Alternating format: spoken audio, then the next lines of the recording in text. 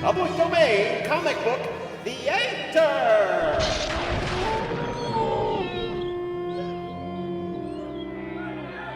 No more bets. No more bets. Oh, hello there, kiddies. It's your old pal, the horror host. Tell me, are you the sporting type? You like a good wager? As long as there's been sportsmen. There have been people willing to try their luck in predicting the outcome. And if there are people looking for a wager, there'll be people looking for new, novel ways of attracting them. Why, look at my new endeavor, Killer Shrew Racing. What do you mean I put some ratty old carpet on some Labradors? Those are giant killer shrews. They'll tear you to pieces. Really they are. Vicious. Evil. You, number 3. Stop licking your genitals and get to racing. Go on. You can go walkies later.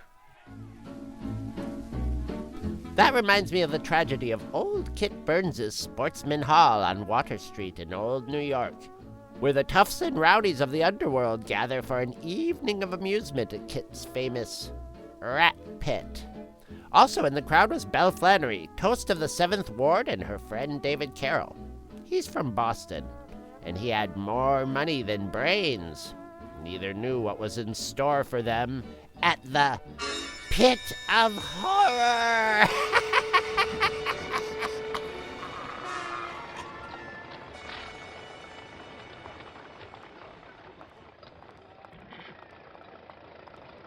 You've nothing like this in Boston, do you, David? Can't say I have. Good evening, Miss Flannery. Good evening, Rocco. Enjoy your evening.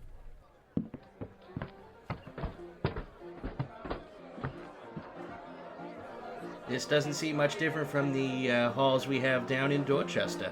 This is just for the high polloi. The real excitement is in the basement.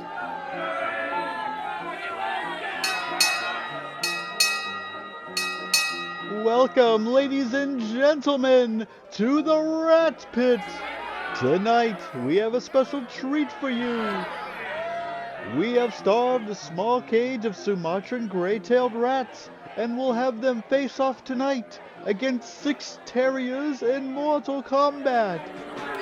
These rats have had absolutely nothing to eat for several days, so they should be feisty.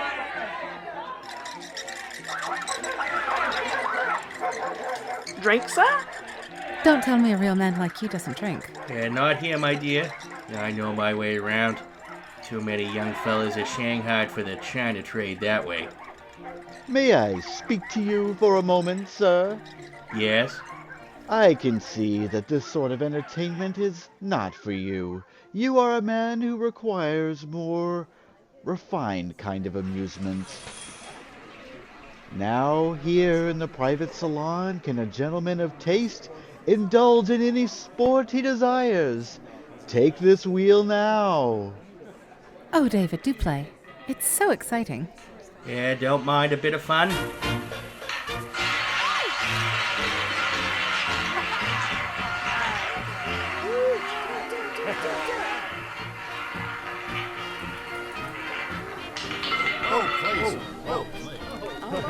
Oh my, sir, you are quite skillful. It's just beginner's luck, eh?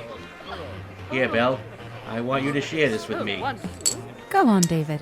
It looks like it's your night. It seems innocent, but David's eye is so on the roulette wheel that he doesn't hear the trap slowly closing around him. You can't always win, young man. Try again, David. You might win next time.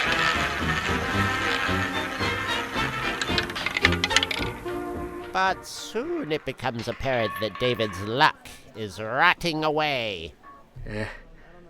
That's all I got, Mr. Burns. I haven't a penny left. It's all in the game, my boy. I saw that. You and Bella in this together. This wheel must be crooked. I wouldn't say things like that, young fella.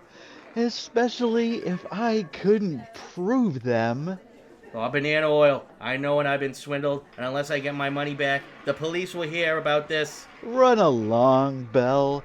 Things might get rough, and I don't want you to get hurt. Boys! Right away, Mr. Boynes. Get your hands off of me! Go right on playing, folks. Enjoy yourself. Free drinks on the house. You won't get away with this! We'll shut you up, wise guy. In the cellar, the enterprising Kit Burns has built a cell. A quiet place, perfect for softening up some of the more unwilling guests. You mook! I must have hit him too hard. What's the matter, boys? Looks like he's dead. You two have got to stop enjoying your work too much. I'm sorry. I'll handle this. Take him to the rat pit. Our long-tailed friends will take care of the evidence. Let me know when it's over. And so begins a macabre wake for our hapless gambler, as two thugs watched as the vermin stripped the meat from David's bones. We'll nail up what remains and nobody will be the wiser. Pretty smart, Mr. Boynes. And so it was that David Carroll disappeared without a trace. Until one day... Well, hello, Belle. What can I do for you? I just found out how rich young David's father is. And I'm sure he would pay a good sum to know what happened to David. What do you mean by that? I need money, Kit. And I'm going to have it. Unless, of course, you'd rather pay me yourself and save both of us a lot of trouble. That's a fine way to treat me after all I've done for you. Oh, please, Kit. I've brought a lot of nice young men into this place to fatten on. It's just my turn to have a share, one way or another. Get away from that bell rope, Burns.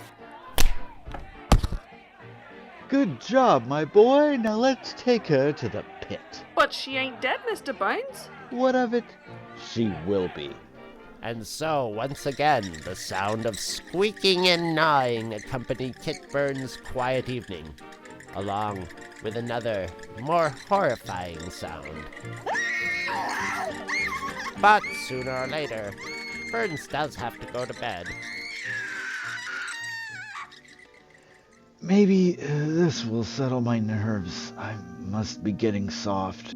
But not as soft as you will be, Mr. Burns. What's that? Belle, is that you? A young Carol? What is this? We've come back for a settlement, Mr. Burns. And you are going to settle. Where are you two taking me? To the gambling room. Sit. Now, when I start the wheel, place your bet. The stakes are your life. I choose red. Black. Too bad. You lost again, Mr. Burns. But you've got to be fair. Give me another chance, my friends. You mean like you gave me? You lost.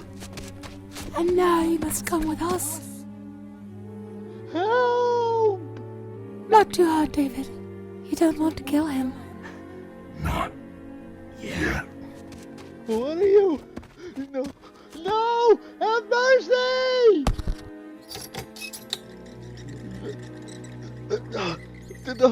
The dogs will fix him. Sicko! No! Wait! Get back! No! They're turning on me!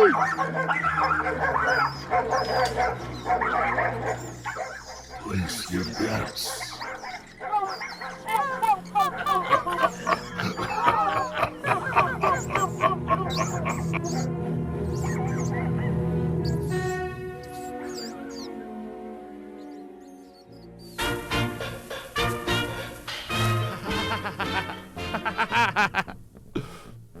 The old days are gone, but sometimes you can hear the ghosts of Belle Flannery and David Carroll walking the streets of New York.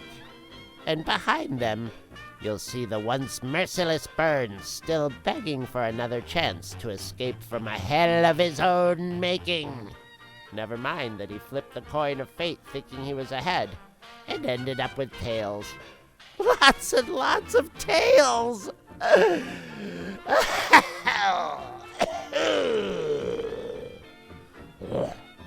Gotta pace myself or I'll end up dicing with the healthcare system, and who wants that? Anyway, boys and ghouls, join me next time for another tale I bet will tingle your spines and muss up your hairlines. Until next time, remember to always bet on black, tip your croupier, and stay in the public domain.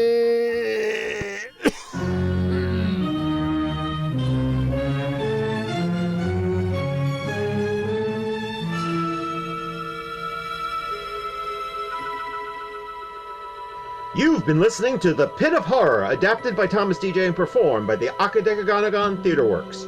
The Pit of Horror was based on the story featured in the standard comic Adventures into Darkness number 7, published in 1952, drawn by Mike Sikowski, and inked by Mike Pepe, and is in the public domain.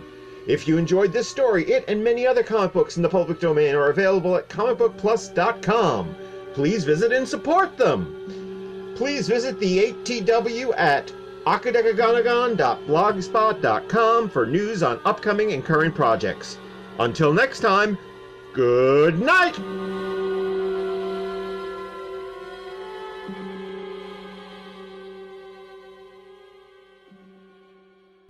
Brought to you by Goldfish Memory Pills. Hi, have we met?